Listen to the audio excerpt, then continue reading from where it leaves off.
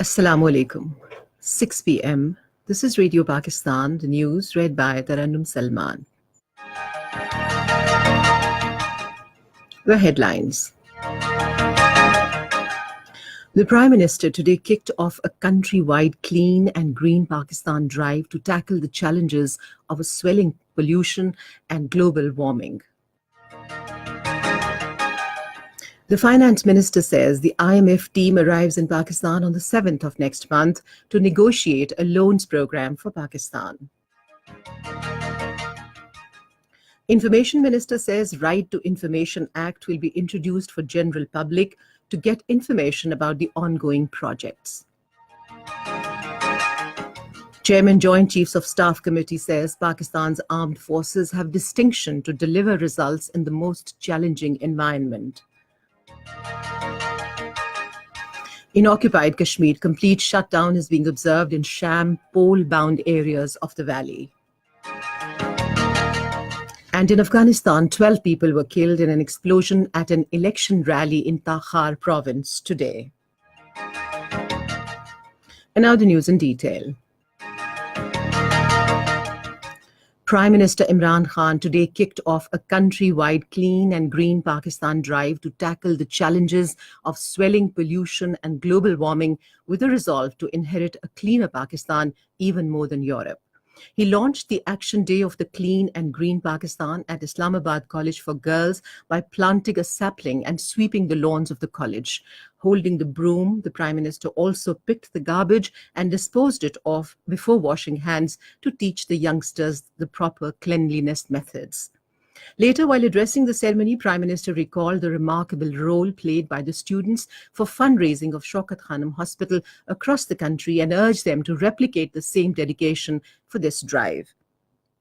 The Prime Minister said besides cleanliness, enhancement of the green cover was equally essential as Pakistan was 7th most affected country by global warming. Imran Khan said after successful completion of billion-tree tsunami in Khyber Pakhtunkhwa, the government had launched a 5-year 10 billion tree tsunami across the country. He said the glaciers would be depleting fast if the world failed to tackle the challenge of global warming, and the world would become unlivable for the future generations. The Prime Minister hoped that after plantation of 10 billion trees, the weather pattern of the country would be changed altogether. Finance Minister Asad Umar says a team of IMF will arrive in Pakistan on the 7th of next month to negotiate a loans program for Pakistan. Talking to newsmen in Islamabad today, he said the government decided to go to the IMF after making consultations with friendly countries. The minister said the reforms being introduced by the government will not have any negative effect on the poor. He said special steps have been introduced in the finance bill for the export sector. He expressed the government's resolve to increase exports to come out of the cycle of loans. The minister said stock market improved by 600 points with the announcement of going to IMF. Finance minister said trade deficit increased due to the rise in prices of petroleum products. He said foreign exchange reserves have reduced to $8 billion. He said rupee devalued against the dollar by 7% from April to September this year. Minister for Information, Broadcasting and National Heritage, Chaudhry Fawad Hussain, has said that the country is moving towards the right direction and democracy is not at stake in the country. Speaking at a session of the conference titled Strengthening Democracy and Rule of Law, Defining Parameters of the State Institutions in Lahore today, the minister said there is a binding relation between the bar and the bench. He said Right to Information Act, which is enforced in the KPK, will be implemented across the country, under which a common man would be supposed to ask about the ongoing projects. By-elections on 35 constituencies of national and provincial assemblies will be held tomorrow. 370 candidates are in the run for the elections to be held on 11 national assembly and 24 provincial assembly seats.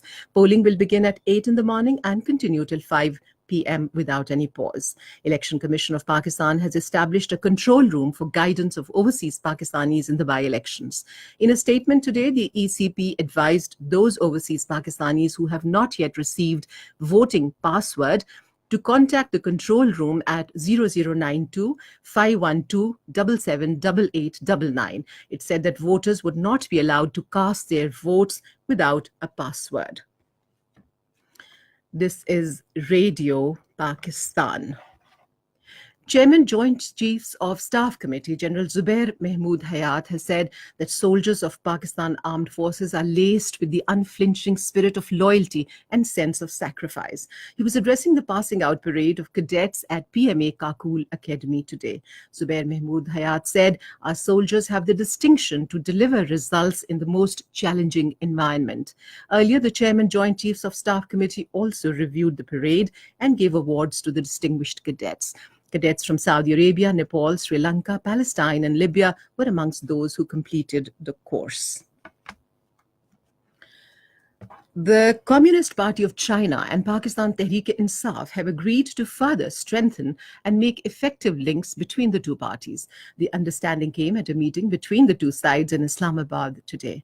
The PTI team was led by the party's Secretary General Arshad Dad, and the delegation of the Communist Party of China was headed by the Director General of South Asia Bureau of the party's International Department. They also agreed to sign a memorandum of understanding between the two parties. In occupied Kashmir, tens of thousands of people participated in the funeral prayers of a martyr, Shabir Ahmed Dar, in Sambura area of Pulwama district today. Shabir Ahmed Dar was martyred by the Indian troops during a cordon and search operation in Babagund area of district late last night.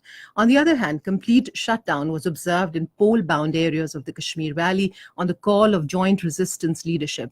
As per reports, summer capital Srinagar and Islamabad town witnessed a minimal turnout, with around 2% voting in the third phase of the polling for the local bodies elections today.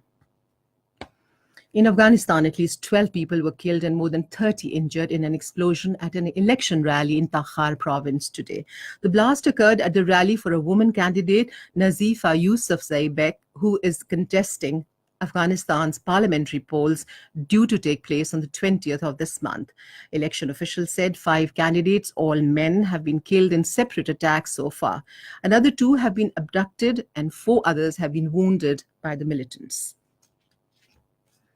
In Afghanistan, the Taliban have said that they will continue to hold meetings with U.S. Special Envoy for Peace in Afghanistan, Zalmay Khalilzad, to discuss ways to end the ongoing war in the country. In a statement in Kabul today, Taliban spokesman Zabiullah Mujahid said that in the talks held with Zalmay Khalilzad in Qatar on Friday, both the sides spoke about an end to the occupation and peaceful solution to the Afghanistan issue. He said the two sides also agreed to continue meetings in future. 2 U.S. senators have called on Indian Prime Minister Narendra Modi to soften India's stance on data localization. In a letter to Modi, U.S. Senators John Cornyn and Mark Warner, co-chairmen of the Senate's India caucus, urged India to allow data to flow freely across the borders. They said flow of data is a fundamental issue to further development of digital trade, and requiring it indicates that there are key trade barriers between the two countries. And finally, the weather. Mainly dry weather is expected in most parts of the country during the next 24 hours. And before we end the bulletin, here once again are the headlines. Prime Minister today kicked off a countrywide clean and green Pakistan drive to tackle the challenges of swelling pollution and global warming. The finance minister says IMF team arrives in Pakistan on the 7th of next month to negotiate a loans program for Pakistan. Information minister says Right to Information Act will be introduced for general public to get information about the ongoing projects. Chairman Joint Chiefs of Staff Committee says Pakistan's armed forces have distinction to deliver results in the most challenging environment. In occupied Kashmir, complete shutdown is being observed in Sham, pole-bound areas of the valley. And that is the end of the news. For more news and analyses, log on to our website, radio.gov.pk, and also watch live video streaming of our bulletins on the link facebook.com/Radio Pakistan News Official.